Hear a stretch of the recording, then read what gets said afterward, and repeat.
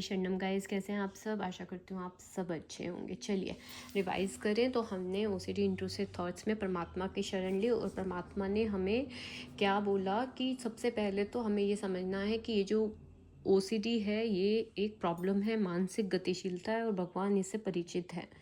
ठीक है, जैसे युद्ध का होना निश्चित था, महाभारत युद्ध का होना निश्चित था, वैसे ही ओसीडी में थॉट्स का आना निश्चित है। तो प्लीज़ अपना प्रयास मत कीजिएगा थॉट्स को हटाने का।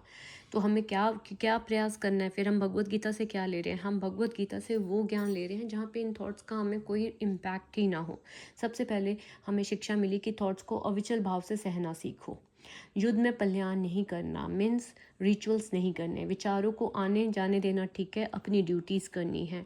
मनोधर्म द्वारा कल्पित सारी विषय वासनाओं को, जो कंपल्शंस की अर्ज उठती है उसको आपको त्यागना है।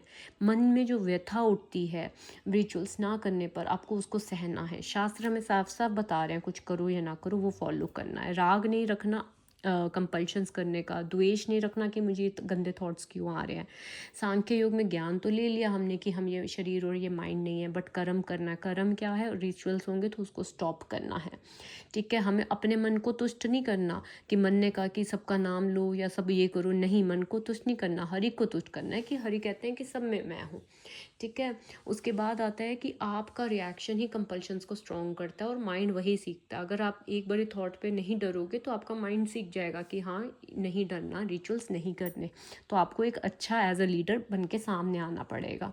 ठीक है, थॉट्स किसके कारण आता है? माया के गुणों के कारण आते हैं। जब आप रिचुअल्स नहीं करोगे, वो जो हमारा तमोगुण है वो अपने आप ठीक हो जाएगा।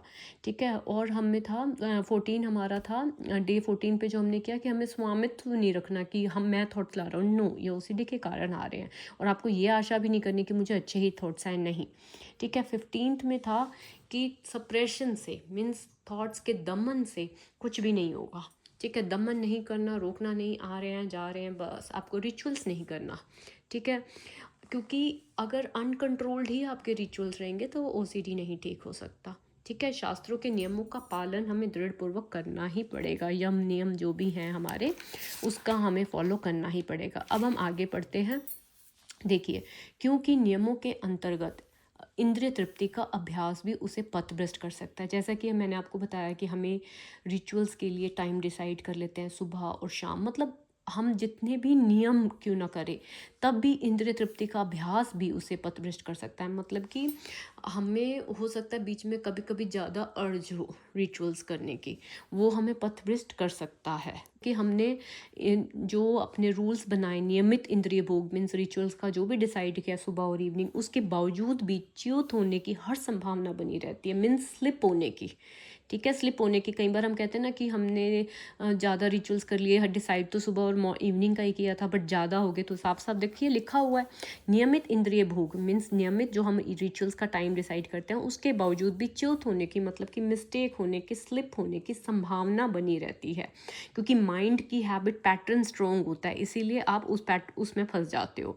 अतः सभी प्रकार से नियमित इंद्रिय भोग के लिए भी किसी आसक्ति से बचना चाहिए। किसी भी आसक्ति से बचना चाहिए, मतलब किस आसक्ति से, किस अटैचमेंट से बचना चाहिए। आसक्ति मतलब अटैचमेंट। किस अटैचमेंट से बचना चाहिए? इंद्रिय भोग, मतलब कि कंपल्शंस या रिलीफ चेज करने की क्रेविंग हमें नहीं करनी है। हमें बार बार माइंड में मेंटल प्रेयर्स, रिचुअल्स, रीअश्योरेंस ये नहीं करना है, इसकी डिज़ायर हमें छोड़नी है। ठीक है, क्योंकि रिचुअल करने से माइंड टेम्परली तो रिलीफ पाता है लेकिन वो लूप नहीं ठीक हो पाता। फिर ओसीडी वाला, ओसीडी का लूप ठीक करना है ना आपको, तो आपको क्या करना है? नियमित इंद्रिय भोग के बावजूद भी च्युत होने की संभावना बनी रहती है। अतः इसीलिए अब भगवान ने, देखिए अब तक हमने नियमित रखा कि सुबह और टाइम का, अब हरि ने हमें आज्ञा दे दी है कि अब आपको और स्ट्रांग होना है, अब करना ही नहीं है। ठीक है, अतः सभी प्रकार से नियमित इंद्रिय भोग के लिए किसी भी आसक्ति से बचना। अब वो सुबह शाम जो कर रहे थे ना आप रिचुअल्स, जो आपने एक वरी टाइम डिसाइड कर रखा था, अब उसको भी छोड़ दो। हरि ने आज आपको ये टू डू दिया है। ठीक है, आगे पढ़े।